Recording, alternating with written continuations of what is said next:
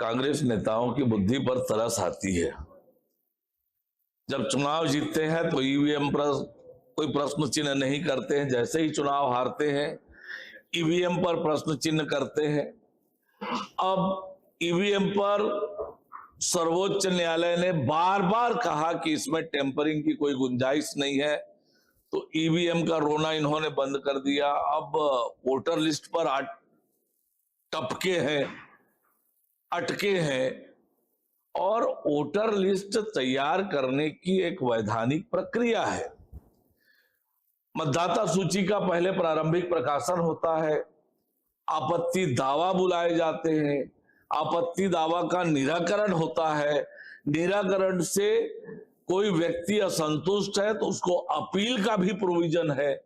जिस voter list को बनाने में इतनी वैधानिक प्रक्रिया है, कानूनी प्रक्रिया से वोटर लिस्ट बनता है, आज जब सारे चुनाव संपन्न हो चुके हैं, वोटर लिस्ट पर प्रश्न चिन्ह उठाकर ये क्या साबित करना चाहते हैं?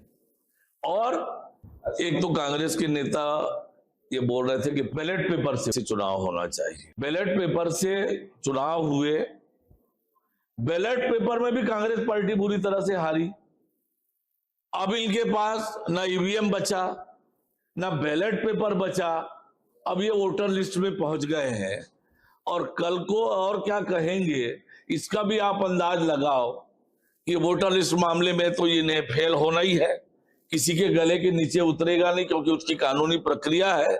इसके आगे का भी इन्होंने कोई प्लान करके रखा है। तो ये केवल और केवल देश के लोगों के बीच भ्रम पैदा करके लोगों को भरमाना चाहते हैं। देश की जनता समझदार है, इनके भ्रम और इनके झूठ बेबुनियाद बेतुके बातों पर नहीं आने वाली है।